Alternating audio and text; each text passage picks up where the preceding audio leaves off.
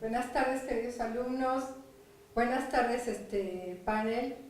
Buenas tardes, maestra. Sí, les doy la bienvenida a esta conferencia, videoconferencia, del Seminario de Políticas Públicas para el Sector Agropecuario en México, del Centro de Educación Continua de la Universidad Autónoma Chapingo. En esta ocasión vamos a hablar sobre el Tratado de Libre Comercio y la seguridad alimentaria. Son temas muy de actualidad y para eso tenemos a un panel de expertos. Bueno, primero queremos que se presente nuestro titular, el doctor Tomás Martínez Saldaña. Hola, muy buenas tardes todos, perdón la voz. Soy Tomás Martínez Saldaña, el titular del seminario. Me da muchísimo gusto tenerlos ya en este 8º seminario que nos va a permitir continuar formando a los egresados de Chapingo. Bienvenidos. También tenemos a la doctora Roxana Mondragón, tutora de este seminario. Por favor, preséntese, doctora. Sí, buenas tardes a todos los involucrados en esta conferencia. Soy Roxana Mondragón Hernández, tutora de este seminario de políticas públicas, y sean todos bienvenidos a participar en esta charla. Y la doctora Enriqueta Tello García. Muy buenas tardes, bienvenidos a este seminario. Me da mucho gusto poder volver a interactuar con ahora de manera virtual, por lo menos que nos conozcan en imagen. Y pues bueno, he sido tutora de algunos de ustedes y bueno, pues bienvenidos y esperamos sus gratas participaciones y entusiastas que en todo momento lo han manifestado. Muchas gracias. Ahora voy a presentarles a nuestra expositora del día de hoy, la doctora María de Jesús Santiago Cruz. Ella es mexicana, doctora en Economía por la Universidad de Marburg, en Alemania, actualmente profesora investigadora titular en el Colegio de Postgraduados, consultora nacional de la Organización Mundial para la Alimentación, la Agricultura y la Alimentación, FAO, y en diversos temas de economía y desarrollo rural. Participó en el grupo de expertos para elaborar el diagnóstico del sector agropecuario, forestal y pesquero en 2012. Asimismo, en 2016 hizo la evaluación del programa trópico húmedo de Zagarpa. Es investigadora nacional y tiene publicaciones en alemán, inglés y español. Muy buenas tardes, doctora. Buenas tardes, muchas gracias. Bienvenida. Bueno, en esta ocasión nos toca hablar, como lo anunciamos, del Tratado de Libre Comercio y de la seguridad alimentaria y soberanía alimentaria en nuestro país, que son temas que forman parte de nuestro último módulo del seminario, o políticas públicas dentro del contexto de la globalización. Estamos ahorita en una coyuntura en estos temas. Creo que estamos ante un umbral de cambios, ya veremos qué opinan nuestros expertos. Y yo quisiera iniciar haciendo la pregunta de qué cambios se vislumbran para el Tratado de Libre Comercio de América del Norte, si estos van a beneficiar ahora sí a la agricultura y qué cambios al interior del país en políticas van a provocar. Doctor Martínez Saldaña, si quiere iniciar con Brevemente, nada más para dar pie a la plática de nuestra expositora y de nuestros tutores. Bien sabido es que tenemos ya cerca de 30 años de un acuerdo trilateral del Tratado de Libre Comercio, donde el área agrícola fue una de las más discutidas desde aquella época. Ahora estamos en esta coyuntura, como dice la maestra Ana, de que tenemos que enfrentar dos cosas. Número uno, el cambio que la administración de los Estados Unidos ha propuesto para que el Tratado de Libre Comercio sea revisado. Y dos, la reacción que México ha tenido ante este cambio. No es fácil adivinar, sabemos cuál ha sido la actitud de Donald Trump, el actual presidente de los Estados Unidos, que prácticamente ha condenado en público el Tratado de Libre Comercio ya varias veces, y en cuestiones agrícolas lo único que ha hecho es mencionarlo. La realidad es que el Tratado de Libre Comercio dentro de los Estados Unidos en el sector agrícola poco ha sido tratado, porque el tratado afecta de manera significativa a muchos productores norteamericanos que en este momento están integrados a la comercialización con México. De igual manera, México tiene una vinculación terrible con los Estados Unidos, fundamentalmente en productos primarios que alimentan a la población. Estos dos elementos han hecho una reflexión ya pública que a mí me gustaría que la compartiéramos, porque esto sí es un cambio que yo creo que se vislumbra. Y se vislumbra también otra vez por el cambio sexenal y por los cambios que eventualmente los productores, los usuarios, el consumidor va a tener ante estas circunstancias. Doctora, a mí me gustaría que usted tomara el camino por acá. Bueno, en primer lugar, el Tratado de Libre Comercio pues involucra a toda la economía y ciertamente la parte fundamental, la parte más grande es la que compete a la industria, a los productos industriales. También están los productos del sector primario, agricultura, bosques, pesca, y están los productos del sector servicios. Todos estos sectores están reglamentados, el comercio exterior con Canadá y Estados Unidos. Ahora, la participación del sector primario es, por decirlo así, es de segunda importancia, pero eso no quiere decir que no afecte, si lo pensamos en cuanto a población que tenemos en el sector primario, en las áreas rurales, si lo pensamos en el monto de producción que está en juego, pues es muy importante para la economía mexicana. Ahora, en las negociaciones que se están haciendo y que no han concluido, los puntos álgidos están en la parte industrial. Ahí no se han puesto de acuerdo porque hay cosas muy importantes en las que no se han puesto de acuerdo, fundamentalmente para el sector automotriz. Y en el sector primario, dado que hay una complementariedad muy notable por aspectos climáticos, es decir, México puede producir productos que Estados Unidos no puede, por lo menos no puede en todo el año, y esos productos, por decirlo, yo supongo que con tratado y sin tratado seguirían. Me parece que el punto importante ahorita que está sobre la mesa es ver cuál orientación le quiere dar la nueva política pública en México al sector agropecuario. Y ahí están dos puntos centrales. Debe producir o debe poner el acento principal en el sector exportador o en el sector que produce productos para la población mexicana, o sea, para el mercado interno. ¿Qué es lo que se debe hacer? Al momento, y si vemos los datos en este tiempo que ha tenido vigencia el Tratado de Libre Comercio, pues ha habido una reestructuración en la producción. Tendencia que ya se notaba desde antes, pero se ha acentuado. ¿Y en qué sentido? En el sentido de que en cuanto a valor de la producción, actualmente los productos de exportación son fundamentales en el valor de la producción.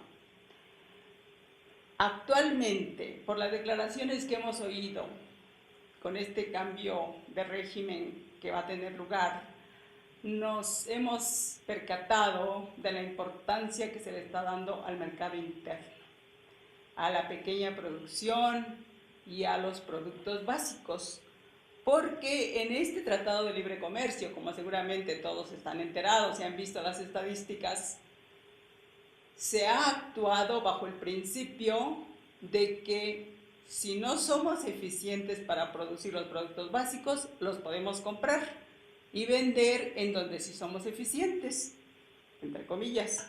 Por ejemplo, en las hortalizas, en frutos, productos tropicales.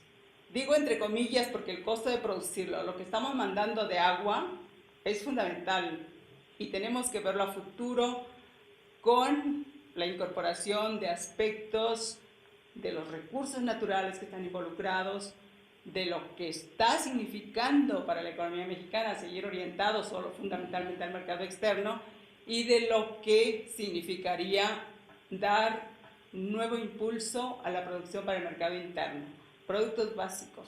Toda esa pequeña agricultura que está produciendo maíz, frijol, trigo, todos los básicos. Y ahí una declaración de política pública que afecte o que incida sobre la producción de básicos en México tiene incidencia en productores medios y pequeños. Entonces, no solamente cambiaría lo que es el comercio exterior, sino la situación, la estructura productiva interna. Entonces, pienso que existen cambios fundamentales en la política y cambios fundamentales con implicaciones para la estructura productiva. Doctora, déjeme tomar la palabra porque creo que ya llegó usted al meollo de lo precisamente de nuestras evaluaciones en política pública. Como ustedes habrán visto en las lecturas, los comentarios que las tutoras, que la maestra Ana y que un servidor hemos venido dando, el enfoque de la agricultura hacia el consumo nacional es vital. Pero no solamente lo mencionamos como una demanda, inclusive hay un reconocimiento internacional de políticas internacionales encabezado por el Banco Mundial de que tenemos que regresar a la agricultura familiar como la base económica, social y técnica que debe de cundir en todo el agro internacional. México no hizo caso de esta recomendación, no es nueva, ya tiene más de 5 años. ¿Y por qué no hizo caso? Porque el modelo liberal que se planteó y que tuvo éxito de exportación cundió en diversos ámbitos de la política nacional y se descuidó de manera notable el sector agropecuario que se enfoca al mercado interno y que se enfoca a algo que poco trabajamos, el autoabasto. Así pues, tenemos delante de nosotros un programa muy grande, debemos de influir en la política que viene para que el autoabasto empiece primero en las familias, segundo en las comunidades, tercero en las regiones y por último en el país. No podemos permitir nosotros esas dinámicas de mercado que se trasladan granos de la costa hasta la otra costa, de la frontera hasta la otra frontera, con el único objeto de especular con los granos. Allí hay una política de Estado que está ausente y yo creo que debemos señalarla con toda claridad como política pública para la futura administración. A mí me gustaría también oír los comentarios, doctora, en ese ámbito, todo lo que usted nos mandó y nos escribió del mercado, bueno, todo lo que se planteó en los diálogos, en los foros, hacer una pequeña síntesis. Bueno, lo que se ha visto en cuanto a la evaluación de políticas públicas para el sector agrícola en los últimos años para México, dado los resultados del modelo neoliberal impuesto, es que precisamente no ha sido tan exitoso como se le pretende ver, ¿verdad? Porque precisamente este sector de la agricultura familiar es el que ha sido más abandonado y es el sector más grande en términos numéricos o porcentuales o absolutos en cuanto a la conformación de la estructura agrícola nacional. Es el grupo más que ha sido más relegado en todo sentido. Incluso el modelo desquebrajó toda la estructura institucional que apoyaba a este sector con diferentes programas. Y revisando precisamente una evaluación de estas políticas, solo 3 programas fueron enfocados para este sector. Está el de Procampo, Alianza para el Campo y programa de apoyo a la comercialización, que veo que este fue el que más se le dio énfasis con el modelo neoliberal. Y de ahí que se ve que pues sí, el nivel de exportaciones aumentó en el sector agrícola, pero también el nivel de importaciones dándose balanzas siempre deficitarias. Solo en los últimos años realmente el sector agrícola ha levantado, dado el apoyo, por ejemplo, a la comercialización de verduras y frutas. Ahí donde se ve un poco de éxito en cuanto a la producción y comercialización de productos agrícolas, ¿verdad?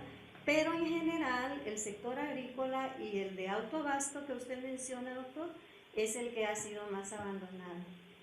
Y hay que tomar en cuenta que es un sector que tiene muy poca capitalización, entonces es un sector que se puede decir que se dejó a la suerte, porque este sector difícilmente, con el nivel de capitalización que tiene, va a poder aprovechar las oportunidades que se da en el mercado competitivo a nivel internacional.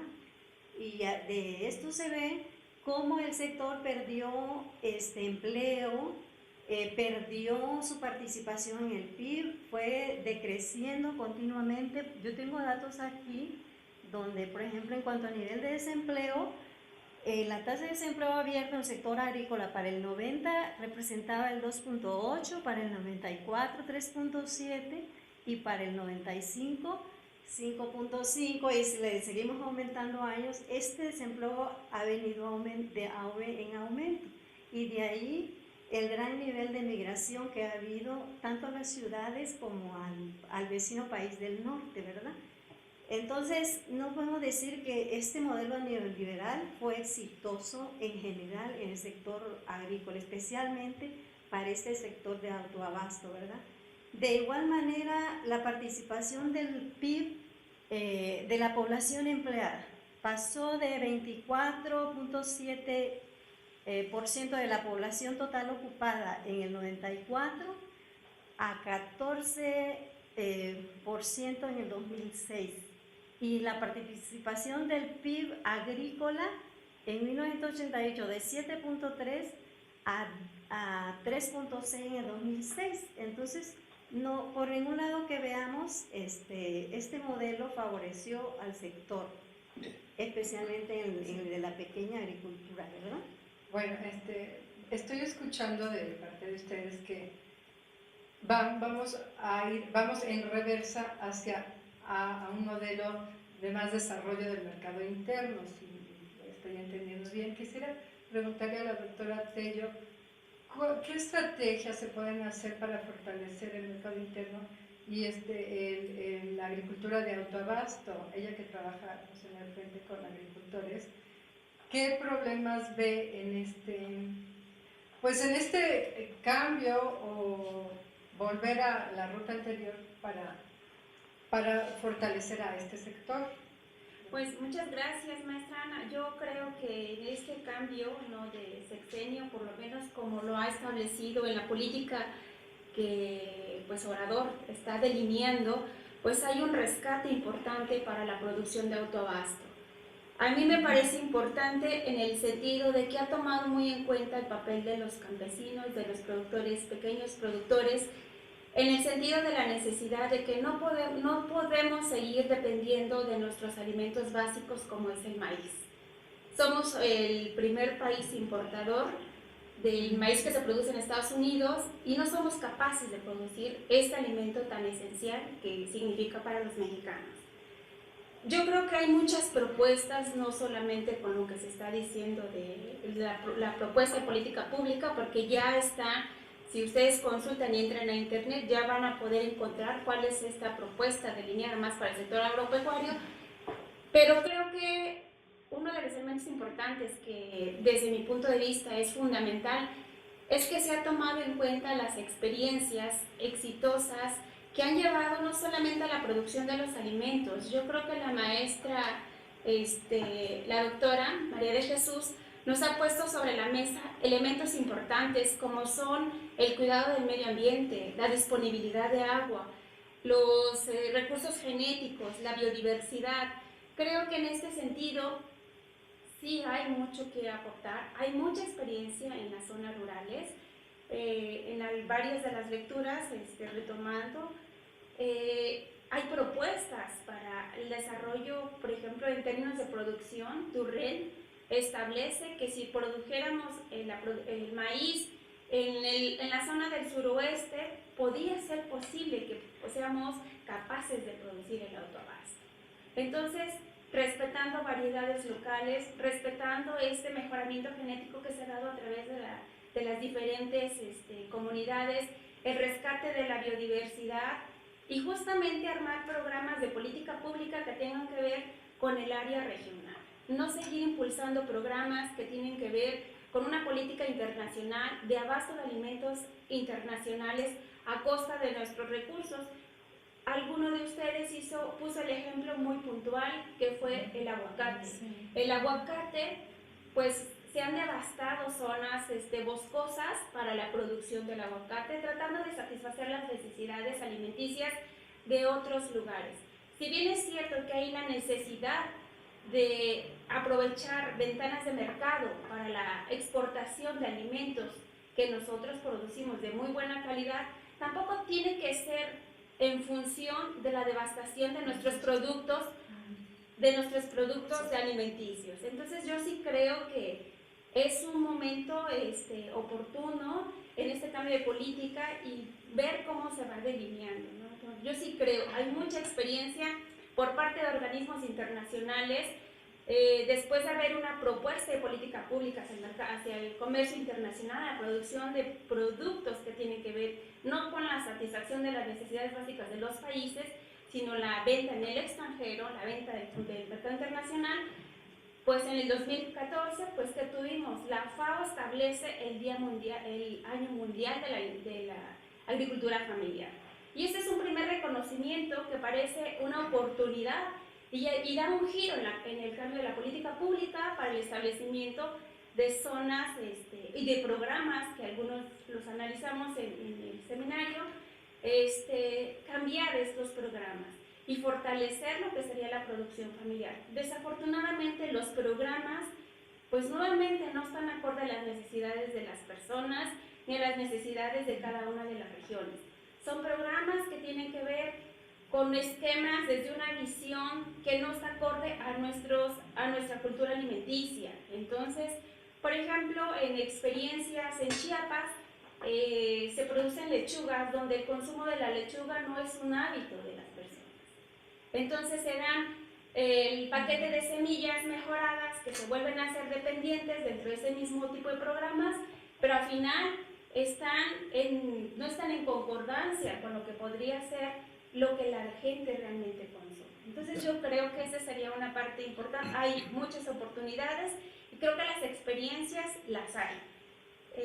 Solo para cerrar, yo formo parte de varios organismos de varias organizaciones a nivel nacional e internacional, donde trabajamos desde la agroecología para la producción de alimentos sanos y saludables, desde un enfoque donde se respete la naturaleza, se respete a las personas y se respete la manera en cómo establecemos nuestros modos de vida. Sí, bueno, nada más quisiera puntualizar antes de eso. Bueno, yo veo que aquí si queremos volver hacia una visión más hacia la gente, en este triángulo que siempre menciona el doctor Martínez, que es la gente, el medio ambiente y las ganancias, pues si nos vamos más ahorita hacia la gente, pues va a haber pérdida en el ángulo de las ganancias, obviamente. Y para eso pues va a haber resistencia de ciertos sectores empresariales y de las cúpulas, ¿no? Esto va a ser una lucha un tanto social y política, ¿no? Me imagino, y pues aquí vamos a ver qué tanto el nuevo gobierno está dispuesto a cambiar a poner en juego sus políticas y realmente no seguir con un sistema asistencialista solamente para que el sector agropecuario más pobre sobreviva, sino que realmente resurja, ¿no? Solo para precisar, así muy rapidísimo, yo lo que creo es que no es que se regrese otra vez a lo de antes, yo creo que se tiene que hacer uso de la tecnología, de la investigación, y sí se tiene que priorizar. No se está diciendo que se deje de exportar, no, se está diciendo que tenemos que producir para alimentarnos, tenemos que ser autosuficientes, y los sectores en donde haya esa posibilidad y aprovechar estas ventanas de mercado, habrá que hacerlo, pero no las mismas condiciones en cómo se ha venido dando, porque los mayores apoyos se han dado a este sector y no precisamente al sector, a los sectores de producción de alimentos básicos. Tiene que haber sin duda eso no va a ocurrir, no va a ocurrir que nos desvinculemos del exterior, eso no será posible, pero sí hay la posibilidad de poder hacer un Pero apoyo las real. exportaciones disminuirán, o yo estoy mal, doctora. Bueno, a ver, no, yo creo que no necesariamente van a disminuir, no, son grupos de productores claramente diferenciados. En todo caso, lo que está en juego es cuánto del presupuesto público se le va a dar a cada quien y qué tanto están dispuestos a seguirlo haciendo como empresarios que son. O sea, un empresario tiene que actuar como empresario y no estar pidiendo subsidios para operar, ¿no? Entonces, los de la agricultura comercial pues son empresarios, entonces por favor actúen como empresarios.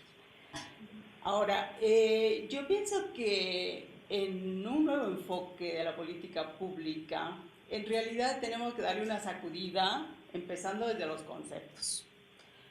Porque, como mencionaba la doctora Tello, con el año pasado de la agricultura familiar que FAO lo impulsó, pues no hubo ni siquiera claridad de lo que es la agricultura familiar, ¿sí? No hay consenso. Por lo menos en México. No, por lo menos en México, no hay consenso. O sea, hay atole con el dedo, pero consenso no. ¿Qué? No, porque los programas públicos si dicen vamos a apoyar la agricultura familiar, por favor díganme cómo se ve esa agricultura familiar, porque si no le están dirigiendo subsidios a entidades o empresas que no son agricultura familiar. Entonces, primero tenemos que ponernos de acuerdo a lo que es la agricultura familiar.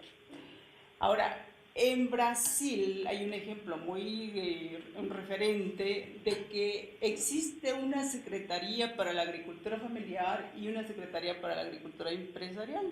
Y ahí se evitan el problema de que una parte del subsidio se va por acá o se va por acá. Está claramente diferenciado. Pero, como digo, hablar de agricultura familiar, en primer lugar, tendría que provenir una discusión de la academia apoyando a la Zagarpa para que todos en consenso discutamos lo que es la agricultura familiar, cuáles son los límites, existen indicadores económicos, indicadores sociales, indicadores políticos. ¿Qué vamos a entender por agricultura familiar? Ahora, apoyar la agricultura familiar definitivamente no hay vuelta de hoja, porque es una parte fundamental en la estructura productiva. Y tiene facetas, aparte de las facetas económicas, con la producción tiene facetas ambientales, facetas de la biodiversidad, tiene facetas sociales muy importantes y hay urgencias extraordinarias. Como dato, la pobreza alimentaria es altísima en áreas rurales, que no tendría por qué ser así. No tendría realmente por qué haber pobreza alimentaria. Y ahí viene lo del impulso del autoabasto, que tenemos que saber para asignar recursos, para asignar medidas a políticas públicas, tenemos que tener claridad quién es quién. El autoabasto, cómo lo vamos a entender, la agricultura familiar, cómo la vamos a entender, qué medidas son pertinentes para un caso y para otro. No hay vuelta de hoja, primero claridad sobre eso.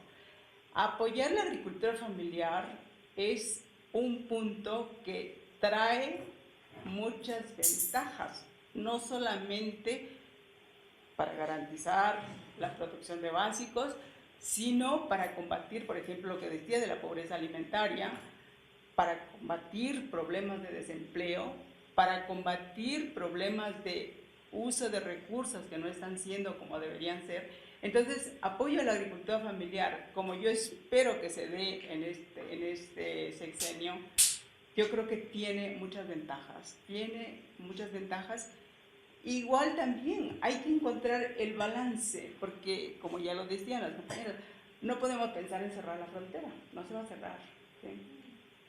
Hay que encontrar el balance y el gasto público, asignarlo de tal manera que se ataquen problemas nacionales que tenemos que México siga posicionado en mercados internacionales, pero que, y yo creo que ese es el acento fundamental, es ver que a los mexicanos les vaya bien, a todos los mexicanos. Y ahí está la agricultura familiar. Eso es fundamental.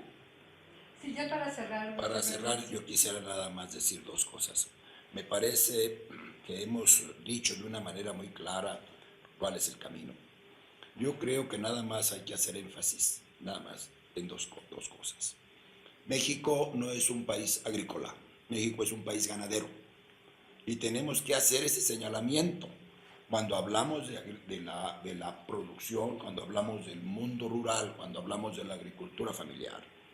Entonces, la ganadería familiar, la ganadería de traspatio debe de tener un objetivo sustantivo en esta nueva administración.